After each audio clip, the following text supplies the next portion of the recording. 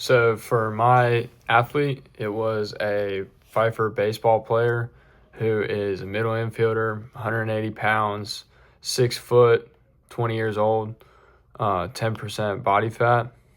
Um, so for a power athlete like a baseball player, you got to be eating 6 times a day and making sure that you're getting your carbohydrates in. For the daily total for his carbohydrates, we stuck around 550 to 600 grams per day. It's about 100 grams per meal. Mixing in some snacks as well, but just keeping that energy balance where it should be, making sure that not too much energy is going out and the energy coming in is at the right times.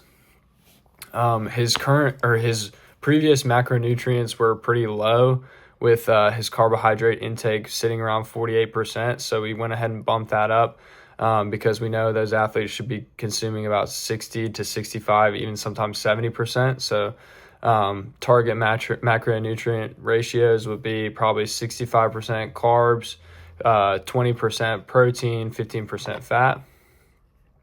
For his hydration, wanted to make sure that he's staying hydrated over a 3-hour game because especially in intense heat, it can be difficult to maintain your hydration levels.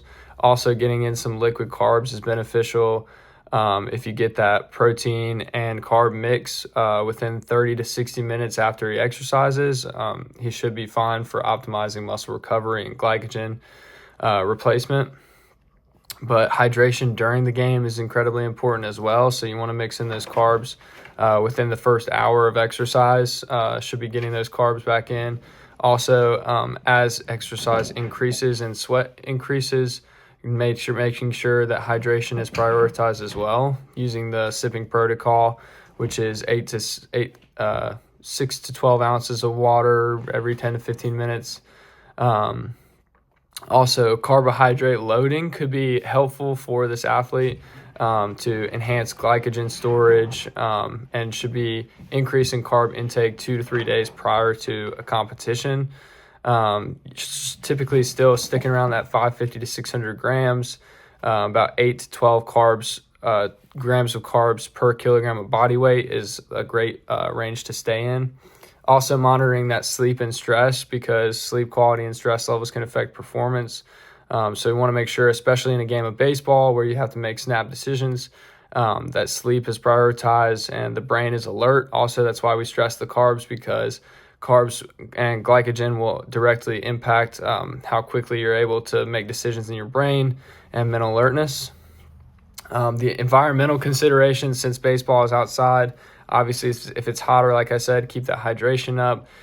If it's colder, you could probably go a little longer, but still need to keep the hydration up because even in the cold, you get dehydrated, but some people just don't realize it. So those are the main things we wanted to make sure of. And then splitting those meals up throughout the day. Like I said, 6 meals a day. Got to make sure we eat like as soon as we get up in the morning, 7 a.m. Since competition times vary, it's hard to put that really in a tight framework, but you definitely want to focus on fuel timing, making sure you eat as soon as you get up. So 7 a.m., hit that big meal. 9 a.m. is typically when he has a break around his first class, so he's got time to get another 400 calories in, somewhere in there. Then he goes into his position work and individual work in the morning, so he burns a few calories there, so we get a big lunch in around 1 p.m. Before his next class. And then he's got a class from 2 to 3, so around 4 p.m. after that one ends, bump him up with another big meal for the evening games, which he's going to burn the most calories in, and he can get some liquid carbs and some snacks in during those games as well. And then, of course, finish it off with a big dinner and whatever he needs to recover, maybe a protein supplement or something at night.